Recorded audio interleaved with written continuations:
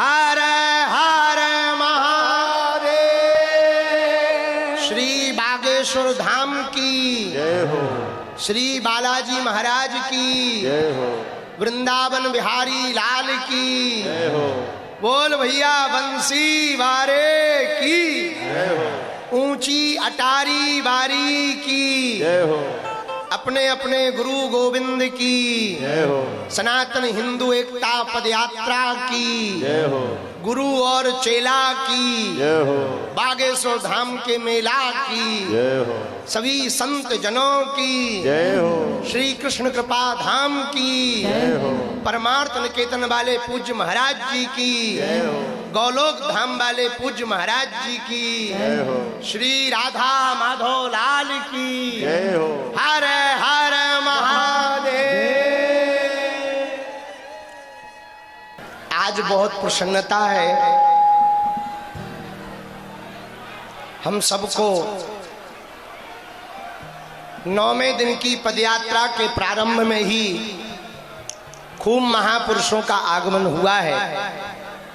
हम सभी पदयात्रियों को आशीर्वाद देने के लिए बस आज का दिन शेष है। कल हम सब बांके बिहारी जी के चरणों में होंगे। तो जैसे इन 8 दिनों में आपने बहुत धैर्यता का पालन किया भैया, अंत भला सो सब भला। अब अंत समय में थोड़ा इज्जत रख लियो मोरी। आज पूज्य गीता मनीषी जी महाराज जी का भी आगमन हुआ। दास उनके भी श्री चरणों में साष्टांग दंडवत प्रणाम करता है। परमार्थ निकेतन वाले पूज्य मुनि जी महाराज जी का भी आगमन हुआ। गौलोक धाम वाले पूज्य महाराज जी का आगमन हुआ, उनके भी श्री चरणों में दास दंडवत प्रणाम करता है। हमारे जो अति प्रिय जिनके कारण पदयात्रा में हम बहुत सुरक्षित हैं, ऐसे हनुमानगढ़ी वाले महंत जी पूज्य श्री राजूदास जी महाराज जी, उनकी भी कृपा है। और पूज्य बद्रीनाथ वाले महाराज जी, हमारे ज्येष्ठ भ्राता श्री पूज्य श्री मृदुलकांत शास्त्री जी, आर के पांडे जी और पूज्य श्री हरि मोहन जी महाराज जी, आप सभी के श्री चरणों में साष्टांग दंडवत प्रणाम करते हैं। सभी ब्रजवासियों का आगमन हुआ। पूज्या भाभी माँ का भी आगमन हुआ, पूज्या जया किशोरी जी का भी आगमन हुआ और सभी संत जनों और आप सबके हृदय में जो राम जी विराजमान है, हम उनको दंडवत प्रणाम कर रहे। श्री सीताराम। अरे जरा जोर से तो बोलो।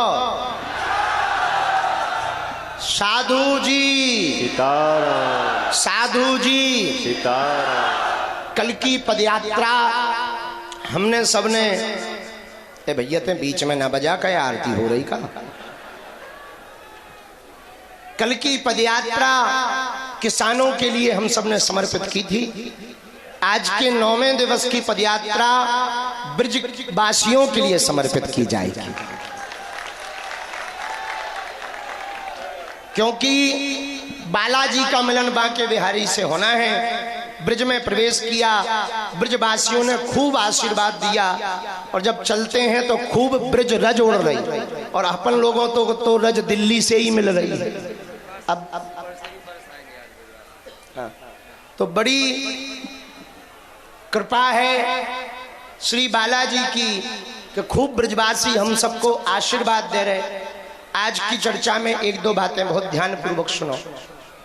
पहली बात तो ये है कि आज जब हम सब राधा गोविंद जी मंदिर पर रात्रि विश्राम करें तो आप लोग ठाकुर जी के दर्शन करने आगे निकल जाना और आज ही फ्री हो जाना या कल सुबह तक, ताकि 12 बजे आप छठी करा में 4 धाम पे वापस आ सको, जहां हम सब विश्राम के समय पर जगत गुरु भगवान के दर्शन करेंगे और सनातन हिंदू एकता की शपथ लेंगे।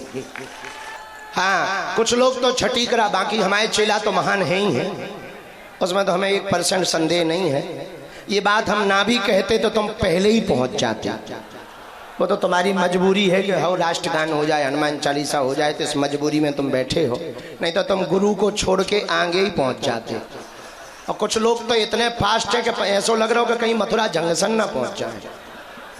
पर बड़ी कृपा भगवान की, आप सबने बहुत पुरुषार्थ किया, बहुत मेहनत की, आपकी आस्था बहुत प्रबल है। एक बात हम कहना चाह रहे, आपने ये जो पदयात्रा की, ये पदयात्रा कल विराम तो होगी, पर तन से विराम होगी, मन से विचारों की यात्रा चलती रहनी चाहिए। हिंदू जब तक जागेगा नहीं तब तक वो भागता ही रहेगा। और एक बात तुम ध्यान रखना, हिंदुओं, आप विदेश जाओ तो विदेशों से किसी भी विदेशी से परिचय पूछो तो वो अपने देश का नाम बताता है। अमेरिका वाला आई एम अमेरिकन कहता है, इंग्लैंड वाला आई एम ब्रिटिश, इस प्रकार से परिचय देता। पर भारतीयों से परिचय पूछो, बड़ा गजब का, कहाँ के हो? गुजरात के, बिहार के, दिल्ली के, मध्य प्रदेश के। फिर पूछो अच्छा दूसरा परिचय क्या देंगे? शर्मा, वर्मा, जाट, ब्राह्मण, ठाकुर। हम ये नहीं कहना चाह रहे कि आप जातियां मिटाओ, हम ये कहना चाह रहे आप जातियों का अहंकार मिटाओ। आपसे कोई परिचय पूछे तो आपके तन में, मन में, विचारों में एक परिचय होना चाहिए, मैं हिंदू हूं और हिंदुस्तान हमारा है। हमको अटल बिहारी वाजपेयी जी की वो रचना बहुत याद आती है, मेरा तन मन हिंदू, मेरा जीवन हिंदू, मेरा रंग रंग हिंदू, मेरा परिचय हिंदू है। हिंदुओं, एक बात आप कान खोलकर सुनो, आपने ये जो परिश्रम किया, आपने ये जो बहुत त्याग किया, कुछ लोग नौकरी छोड़कर आए, कल के जत्था में लगभग 12 सिपाही जो देश की सरहद पर सेना के रूप में सेवा करते हैं, वो नौकरी की छुट्टी लेकर के पदयात्रा में सम्मिलित होने आए। तो हमने उनसे पूछा कि आप जो कर रहे हैं वो हमारा ही काम कर रहे हैं, आपको छुट्टी की आवश्यकता नहीं है। तो उन्होंने कहा गुरुजी वहां तो हैं, हमारी यहाँ जरूरत थी, इसलिए हम आए। हमारी आंखों में आंसू आ गए कि कितनी श्रद्धा है राष्ट्र के प्रति, राम के प्रति, सनातन के प्रति। हम एक बात कहना चाह रहे, आपने ये जो श्रम उठाया, कोई 90 वर्ष की मैया को लेकर चल रहा, कोई कल हमको 4 बच्चे मिले हरिद्वार से कांवड़ लेकर आए, और कांवड़ 1-2 किलो की नहीं, 51 किलो की कांवड़ रखे। और विचित्र बात, 2 बच्चों ने प्रण ले रखा था कि जब तक मिलेंगे नहीं गुरुजी तब तक हम पानी नहीं पिएंगे। मुंह सूखा हुआ था, गिर रहे थे, कई बार वो बेहोश हुए, बड़े पागल हैं। फिर हमको प्रशासन के लोगों ने बताया ऐसी ऐसी बात है, हमको तो बहुत कष्ट हुआ। हम एक बात कहना चाहें, ये पदयात्रा आपने जो की है ना, अपने लिए नहीं की, आपने आने वाली पीढ़ियों को बचाने के लिए की है।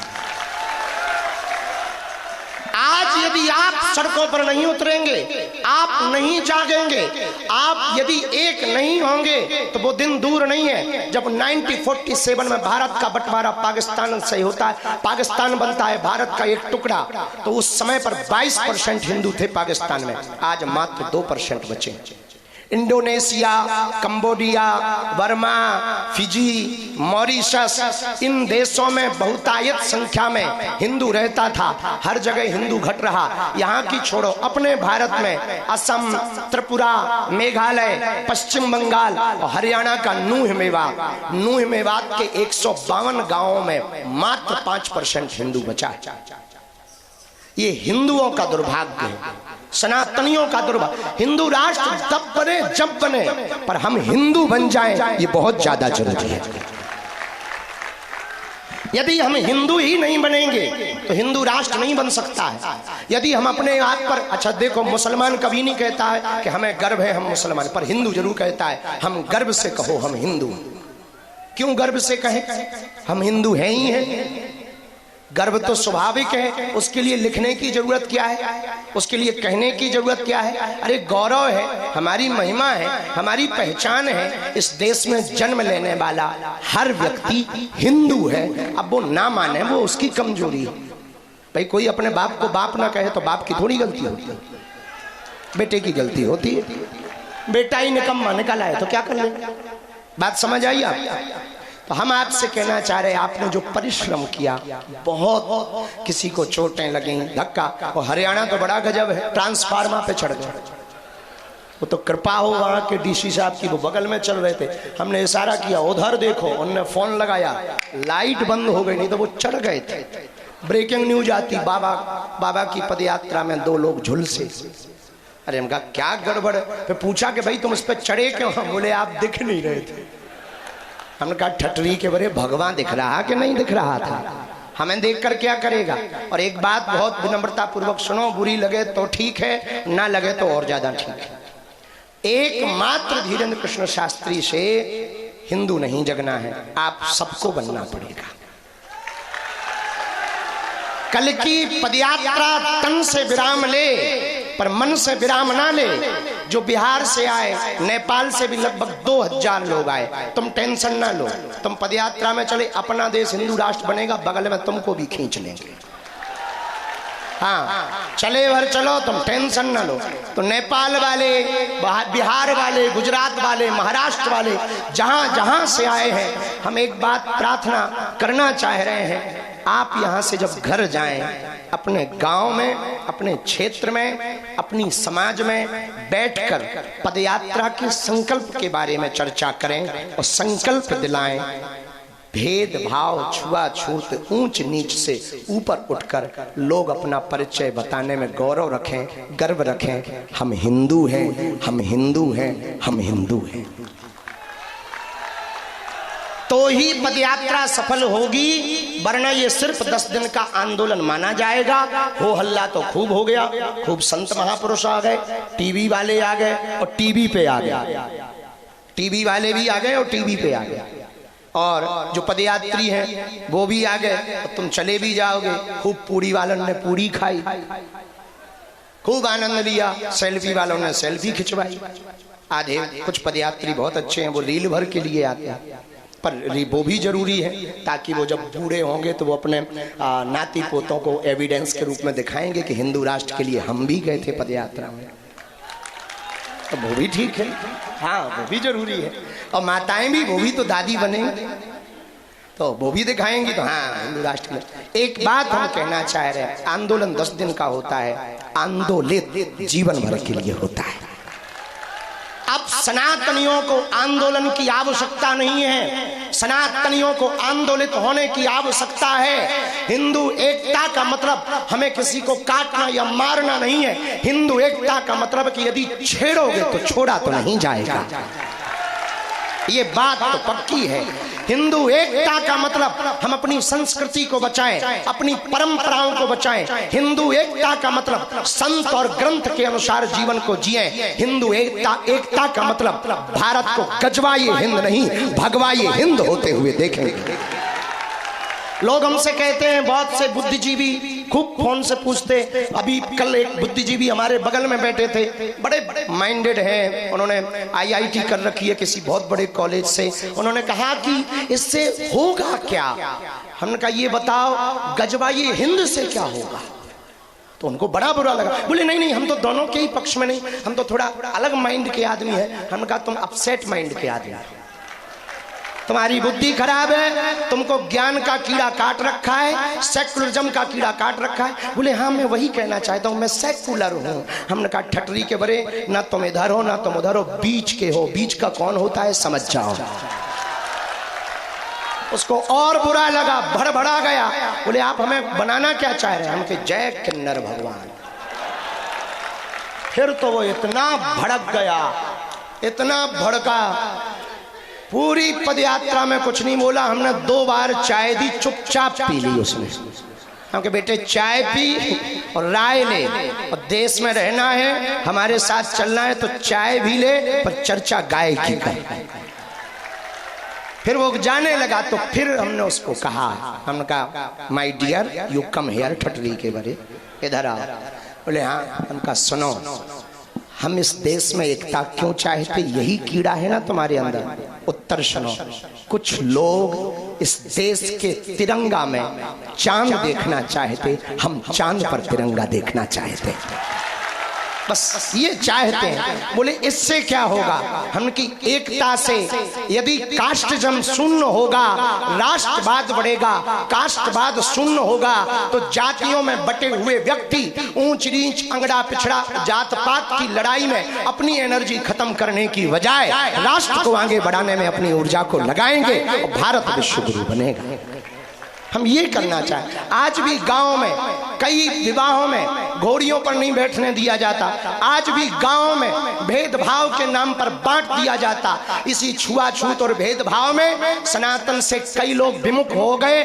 कोई बुद्धिस्ट बन गया, कोई हलीउल्लाह वाला बन गया। सनातन की सबसे बड़ी कमजोरी है, इस्लाम धर्म को कोई स्वीकार करे तो तुरंत चच्चा जान हो जाता है, अम्मी जान हो जाता है। कोई ईसाई बने तो वो सर, मिस्टर, सिस्टर हो जाता है। पर कोई हिंदू धर्म में रहे तो या तो वो जाट हो जाता है, या बर्मा रहता है, या शर्मा रहता है, या क्षत्रिय रहता है। हम ये कहना चाह रहे, ना तुम बर्मा रहो, ना शर्मा रहो, ना क्षत्रिय रहो, ना वैश्य रहो, ना शूद्र रहो। तुम पहले हिंदू रहो, तुम पहले हिंदुस्तानी रहो, बाद में कुछ भी रहो।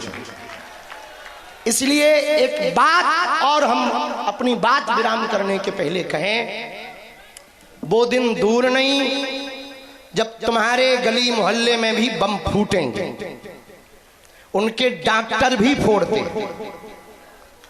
और अपन नारियल फोड़ फोड़ के मरे जा रहे हैं।